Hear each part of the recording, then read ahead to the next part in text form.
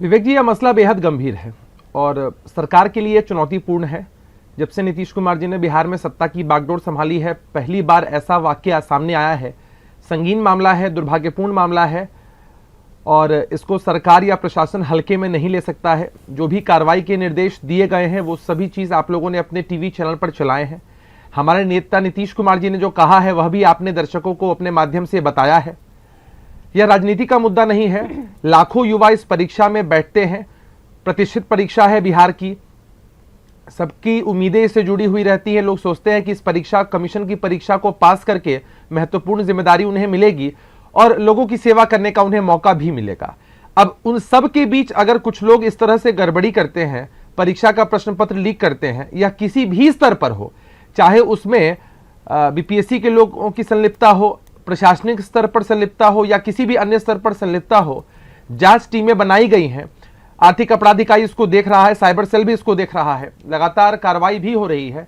किसी भी कीमत पर बहुत जल्द वो लोग पकड़े जाएंगे, बख्शे नहीं जाएंगे।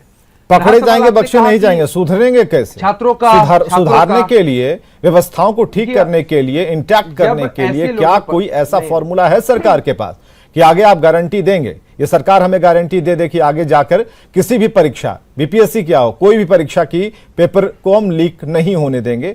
तो ये फुल प्रूफ व्यवस्था की जो बात करते हैं, आखिर जब चूक होती है तो ठीक है, जांच वाला तो ये नियम है, कानून है, ऐसे हम चलेंगे। लेकिन वो खौफ, वो डर क्यों नहीं बना पाते, जरा ये बताइए। देखिए, अभी बीपीएससी के पूर्व सदस्य श्री रतन ठाकुर जी ने बखूबी आपको बताया कि किस तरह से परीक्षा संचालित की जाती रही है। इससे पहले कभी इस तरह का वाकया सामने नहीं आया है। एक फुल प्रूफ प्लान हमेशा से रहा है, लेकिन पहली बार इस तरह की चीज सामने आई है। यह चुनौती का विषय है कि कैसे आगे आने वाले समय में इसको और सुदृढ़ किया जाए। यह पहली बात है। दूसरी बात यह है कि जिस किसी की भी संलिप्तता इसमें है, जिस किसी ने भी इंटेंशनली इस चीज को अंजाम दिया है, उन पर इतनी कठोरतम कार्रवाई हो ताकि अगली बार कोई इस तरह की चीजों को करने से पहले 1,00,000 बार सोचे, उसकी रूह कांप उठे, दोबारा से कभी इस तरह की घटना हम लोगों के सामने नहीं आए। आपने समय का प्रश्न किया था विवेक जी। देखिए, समय को तो ईश्वर भी नहीं लौटा पाते हैं। समय तो बेहद कीमती होता है। हम सभी लोगों के मन में खेद है कि एक लंबे समय से यह परीक्षा लंबित थी और यह परीक्षा जब आयोजित हुई तब इस तरह का वाकया हुआ। छात्रों के लिए, जो भी परीक्षार्थी लंबे समय से तैयारी कर रहे थे, उन सबकी मनोभावना को हम लोग समझ सकते हैं। सबके प्रति हमारी संवेदनाएं भी हैं।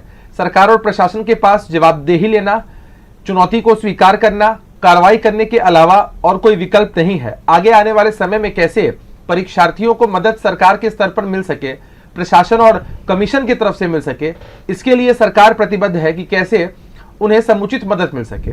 छात्र बहुत गुस्से में हैं। इस मामले का राजनीतिकरण छात्र बहुत गुस्से। छात्रों को सरकार की तरफ से क्या मदद मिलने वाली है, या तो आगे आने वाले समय में सरकार की तरफ से तय होगा और सारी चीजें आपके सामने आ जाएंगी। एक बात एकदम सही है विवेक जी कि यह मसला गंभीर है, हमारे लिए चुनौतीपूर्ण है। हम लोग कभी इसके पक्षधर नहीं हो सकते और कोई भी सरकार कभी भी नहीं चाहेगी कि उनके कार्यकाल में इस तरह का मसला हो। लेकिन हमने कहा ना कि यह मसला राजनीति के लिए नहीं है। अगर राजनीति के गड़े मुर्दे हम उखाड़ना शुरू कर दें तो लालू प्रसाद यादव जी और राबड़ी जी के कार्यकाल में 3 बीपीएससी के चेयरमैन को जेल तक जाना पड़ा था। नहीं, तुलना ही नहीं करेंगे। अगर इस तरह से ये लोग अगर सरकार को कटघरे में खड़ा कर रहे हैं, सरकार की मंशा पर सवाल उठा रहे हैं, उस समय क्या होता है? सरकार की मंशा पर सवाल उठा रहे हैं। करने वाला सरकार की मंशा पर सवाल नहीं उठाना है इस विषय को, और दूसरे वो राजनीति रंग भी दे रहे हैं। मंशा पर सवाल क्यों उठा रहे हैं?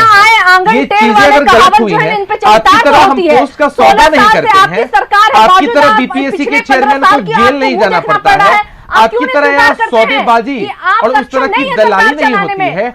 हम समझ सकते हैं आपकी व्यथा। आपको अगर ऐसा मौका नहीं मिल पाता है तो आपको लगता है कि हम भी इनको अपने ही चश्मे से देखें, अपने ही आईने से देखें, लेकिन ऐसा कभी नहीं होगा, ऐसा कभी नहीं होगा। अरे आपका वो दौर कोई भूल नहीं सकता है जब कमीशन की परीक्षाएं नहीं होती थी, जब परीक्षा होती थी तो इंटरनल सेटिंग करते थे, आप अध्यक्ष को ही बैठाते थे। जेल क्यों गए विवेक जी? राजनीति नहीं होनी चाहिए, राजनीति होने लगी। क्यों जेल गए? जवाब दीजिए ना, क्यों जेल गए? क्यों जेल गए? विवेक जी, मैंने आपको कहा कि जहां तक नीति निर्धारण का सवाल है, कल यह मामला सामने आया है, त्वरित कार्रवाई हो रही है, जांच हो रही है। वो एक पक्ष है। सरकार की तरफ से क्या मदद परीक्षार्थियों को दी जाएगी आगे आने वाले समय में, अभी टीवी चैनल पर बैठ के तो मैं बता नहीं सकता हूं बिंदुवार तरीके से। सरकार की तरफ से संबंधित विभाग इस पूरे मामले को देखकर परीक्षार्थियों की क्या मदद हो सकती है वो हम बताएं। छात्रों के लिए हमने कहा कि हम छात्रों की परेशानी पर 2 लाइन मुख्यमंत्री बोल देते कुछ और। मुख्यमंत्री जी ने अभी देखिए त्वरित कार्रवाई के जो आदेश दिए गए हैं और जो भी कार्रवाई अभी चल रही है उस पर उन्होंने अपनी प्रतिक्रिया दी है। कल ही यह मामला सामने आया है, 24 घंटे भी बीत रहे हैं, आप लोगों ने ही खबरें चलाई थी, 24 घंटे का समय अभी बीता है। अब लिमिटेड टाइम फ्रेम में कुछ नहीं होता है, लिमिटेड टाइम फ्रेम में अभी जांच होगी और आगे आने वाले समय में कब कैसे ये परीक्षा आयोजित होगी, छात्रों को क्या मदद मिलेगी, कैसी सारी चीजें आगे बढ़ेंगी, यह भी आने वाले समय में ठीक है। अब जरा शिव